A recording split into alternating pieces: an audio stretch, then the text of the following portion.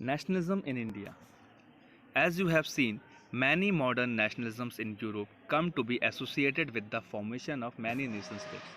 जैसा कि हम देखते हैं कि जो यूरोप का जो मॉडर्न या जो नया राष्ट्रीयकरण हुआ था, वो जो था उस नए राष्ट्रीयकरण ने यूरोप की एक जो नई पहचान बनाई, और वो जो पहचान था उसने यूरोप में बहुत सारे नए स्टेट्स या नेशन स्टेट्स जिसे कहा जाता है उसका निर्माण कराया.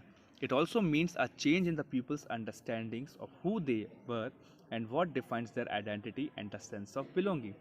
और इससे हम ये भी समझ सकते हैं कि ये जो नया राष्ट्रीयकरण था यूरोप का, उसने लोगों की मानसिकता को भी बदला कि वो कौन हैं, उनकी पहचान क्या है और वो कहाँ से बिलोंग करते हैं. New symbols and the icons, new songs and ideas forged new links and redefined the boundaries of the community. नए सिंबल्स आए, नए आइकन्स आए, नए सॉन्ग्स और आइडियाज़ आए जिन्होंने नया लिंक जनरेट किया और नई अलग अलग कम्युनिटीज़ की बाउंड्रीज़ को रीडिफाइन किया, फिर से बनाया. In most countries, the making of this new national identity was a long process. Europe जैसे हमने बहुत सारे देशों में देखा, हमने 9th क्लास के भी हिस्ट्री में भी पढ़ा था यूरोप और रशिया के बारे में. सो आप एक चीज़ बहुत इजीली समझ सकते हो ये कि जो मोस्ट ऑफ द कंट्रीज़ हैं उनके लिए ये जो नेशनलिज्म की आइडेंटिटी पाने का जो प्रोसेस था वो बहुत ही लंबा रहा है ना. कई देशों का तो 200-300 साल तक का रहा है. How does this consciousness emerge in India. अब हमें ये देखना है कि ये जो राष्ट्रीयकरण की भावना है वो भारत में किस तरीके से पहुंचती है. In India and as in many other colonies, the growth of the modern nationalism is intimately connected to the anti colonial movement.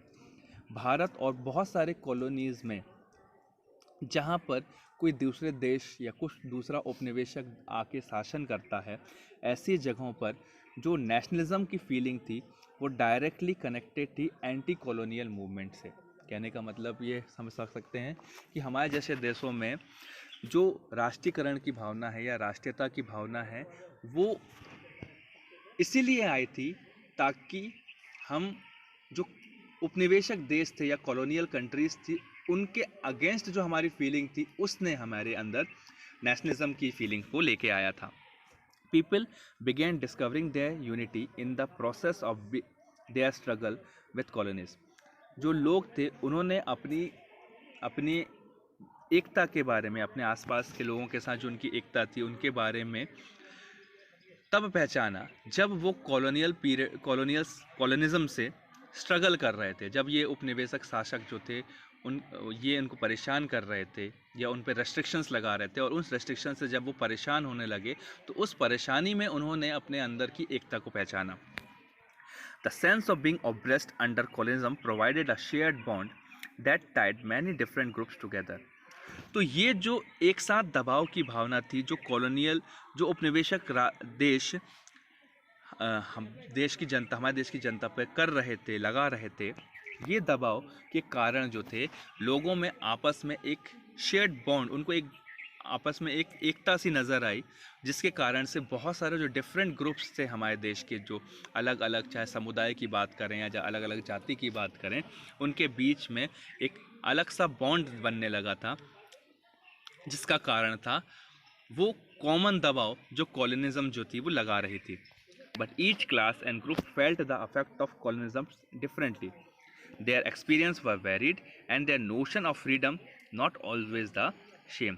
पर चूंकि कॉलोनिज्म का दबाव देश की हर जाति समुदाय पर लग रहा था, पर हर किसी पर जो दबाव था वो अलग अलग तरीके से एक्ट कर रहा था.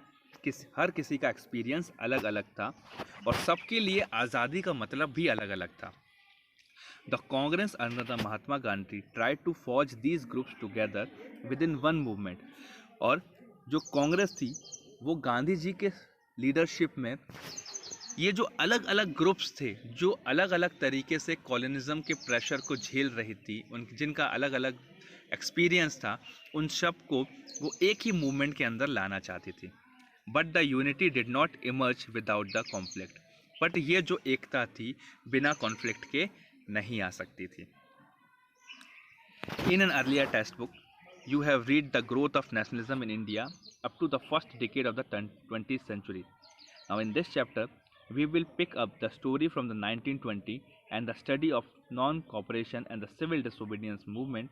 We will explore how the Congress sought to develop the national movement and how different groups participated in the movement and how nationalism captured the imagination of the people. पिछले चैप्टर्स में हमने 1900 से 1922 के बारे में 1920 तक पढ़ा था, लेकिन इस चैप्टर में हम 1920 के बाद का हिस्ट्री देखेंगे, जहां पर नॉन कॉपरेशन मूवमेंट और सिविल डिसोबीडियंस मूवमेंट हमारे मेन फोकस में है।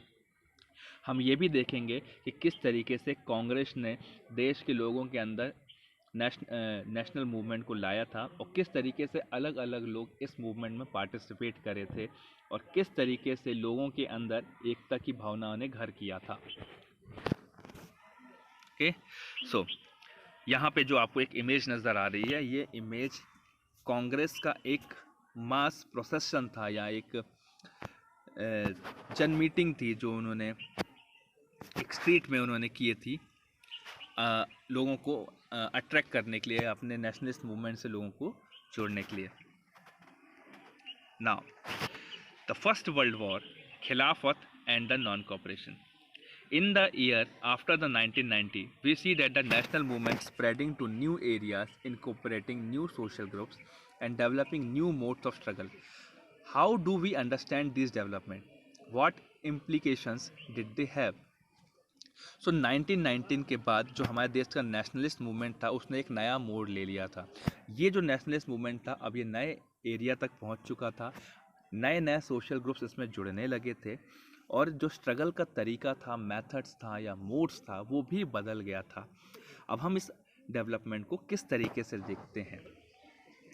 First of all, the war created a new economic and the political situation. First of all, the war created a new economic and the political situation. सबसे पहले तो ये जो first World war थी जो 1914 से 1918 के बीच में लड़ाई हुई थी, इसने देश में एक नई इकोनॉमिक और पॉलिटिकल सिचुएशन जाहिर कर दी थी। देश में एक नया अर्थव्यवस्था आ गया था, नई तरीके की अर्थव्यवस्था आ गई थी और नई तरीके की राजनीतिक कंडीशंस आ गई थी। It led to a huge increase in the defence expenditure which was financed by the war loans and increasing the taxes. Custom duties were raised and income tax introduced. So ये जो नई economic condition थी, इसने जो defence expenditure था, जो देश की सुरक्षा में खर्च किया जाने वाला व्यय था, उसको बहुत ज़्यादा बढ़ा दिया था क्योंकि अंग्रेज़ों का जो बहुत ज़्यादा नुकसान था वो वॉर पे हो चुका था। और इस नुकसान की भरपाई के लिए उन्होंने वॉर लोन्स लेना शुरू कर दिया और टैक्सेस बढ़ा दिए, कस्टम ड्यूटीज़ को बढ़ा दिया गया और इनकम टैक्स को इंट्रोड्यूस कर दिया गया था। Through the war years price increases doubling between the 1913 to the 1918। इन लड़ाई के समय में, ये जो लड़ाई के पूरा जो ड्यूरेशन था 4 साल का, इसमें जो प्राइस थी, महंगाई थी, वो भी बहुत ज़्यादा बढ़ चुकी थी। लगभग 1913 से 18 के बीच में महंगाई या किसी सामानों के दाम दुगने हो चुके थे। Leaded to the extreme hardship for the common people, जो कि कॉमन पीपल के लिए बहुत ही ज़्यादा हार्ड सिचुएशन था। Villagers were called upon to supply the soldiers and the force recruitments in rural areas caused widespread anger. गांव वालों से ज़बरदस्ती फोर्स रिक्रूटमेंट कराया जा रहा था। गांव के जवान लड़कों को ज़बरदस्ती आर्मी में रिक्रूट किया जा रहा था और इस तरीके के रिक्रूटमेंट्स को फोर्स रिक्रूटमेंट कहा जा रहा था, कहलाता है, जिसके कारण से जो था रूरल एरियाज़ में एंगर बहुत ही ज़्यादा फैल रहा था। Then in the 1918 to the 19 and 1920 to 21, crop failed in the many parts of India, resulting in the acute shortage of the field. और वहीं 1918 से 1919 और 1920 से 21 के बीच में भारत के बहुत सारे इलाकों में जो फसल थी, वो फसल का नुकसान हो चुका था, है ना।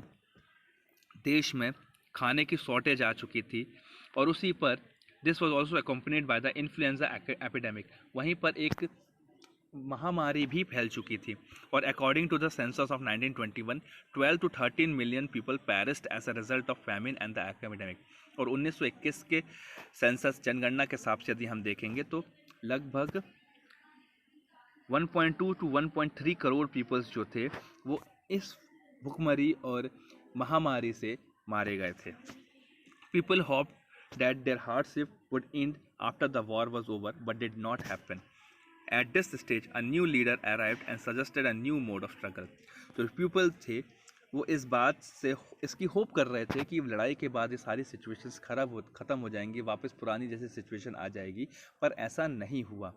और इस स्टेज में, लड़ाई के बाद वाली जो स्टेज थी, इस स्टेज में देश में एक नया लीडर आता है और लोग को लड़ने का या स्ट्रगल करने का एक नया तरीका मिलता है। और ये लीडर थे हमारे M.K. Gandhi. The idea of Satyagraha. Mahatma Gandhi returned to India in the January 15th. As you know, he had come from the South Africa, where he had successfully fought the racist regime with the noble method of mass agitation, which he called सत्याग्रह। महात्मा गांधी जो थे वो जनवरी 1915 में भारत आए थे, और यह आप सब जानते हैं कि वो साउथ अफ्रीका से भारत आए थे, जहाँ पे उन्होंने रंग भेद के खिलाफ अपनी जो लड़ाई थी उसमें सक्सेस पाई थी with a noble method of mass agitation. सत्याग्रह से उन्होंने एक सत्याग्रह की एक शांति प्रिय और एक नए तरीके से उन्होंने इस रंग भेद का जो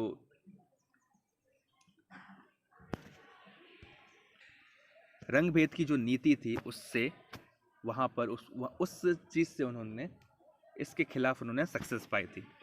Now the idea of satyagraha emphasized the power of the truth and the need to search the truth. जो सत्याग्रह का आइडिया था वो इस चीज़ पे ज़्यादा जोर देता है कि the power of the truth and the need to search for the truth, सत्य की ताकत और सत्य से जीत को खोजने की ताकत। It suggested that if the cause was true and if the struggle was against the injustice, then physical force was not necessary to fight the oppressor.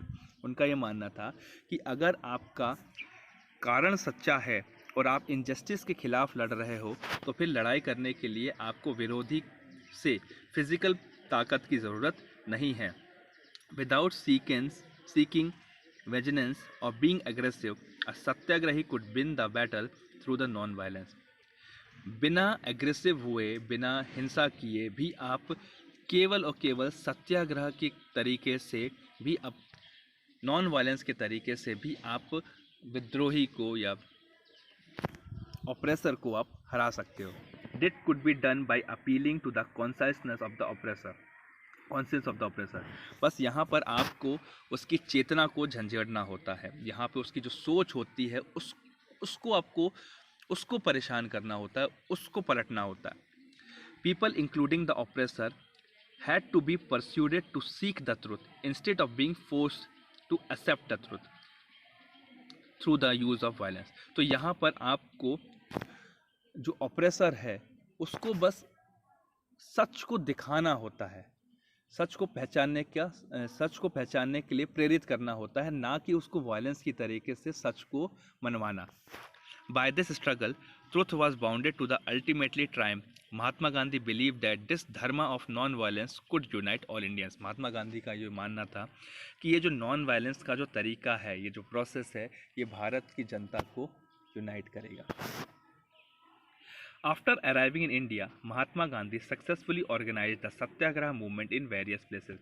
Bharat में आने के बाद महात्मा गांधी ने देश के बहुत सारे हिस्सों में सत्याग्रह मूवमेंट ऑर्गेनाइज किया। In 1917 he travel to the Champaran in Bihar to inspire the peasants to struggle against the oppressive plantation system.